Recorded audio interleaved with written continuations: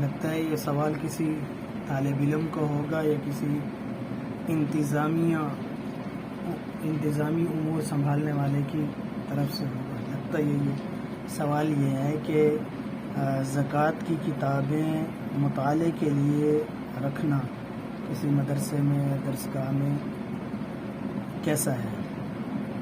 کتابیں زکوٰۃ کی ہیں اور انہیں مطالعے کے لیے رکھنا تو یہ کیسا ہے. تو الجواب حامداً و مصلیاً، زکوٰۃ کی رقم سے خریدی ہوئی کتابیں صرف مطالعے کے لیے رکھنے کی صورت میں زکوٰۃ ادا نہیں ہوگی. اچھی طرح جانیں وجہ کیا ہے. وجہ یہ ہے کہ اس صورت میں تملیک جو ہے وہ نہیں ہوئی، وہ مالک نہیں بنے. وہ تو صرف بیچارے مطالعہ کر کے واپس کتاب لے جائیں گے تو ان کو تو کوڑے پڑیں گے، انہیں سزا ملے گی. اور زکوٰۃ ادا ہونے کے لیے تملیک شرط ہے.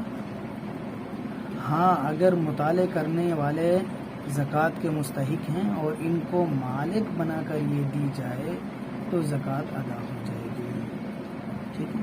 اصل میں مدارس میں جو بات ہوتی ہے تو وہ جو عاریۃً کتابیں دی جاتی ہیں تقریباً وہ عطیہ کی ہوتی ہیں، زکوٰۃ کی نہیں ہوتی. اور زکوٰۃ کی نہ ہونے کی وجہ سے تو وہ عاریۃً دیتے ہیں اور وہ زکوٰۃ کی نہیں ہوتی، پڑھنے کے لیے نہیں ہوتی. تو وہ امانت ہوتی ہے طلباء کے پاس. اس کا خیال بھی رکھنا چاہیے تاکہ یہ خراب بھی نہ ہو اور یہ صحیح رہے. باقی یہ ترتیب جو سوال میں ہے تو بالکل اس سے جو ہے نا ملکیت ثابت نہیں ہوگی، زکوٰۃ ادا نہیں ہوگی. واللہ اعلم بالصواب.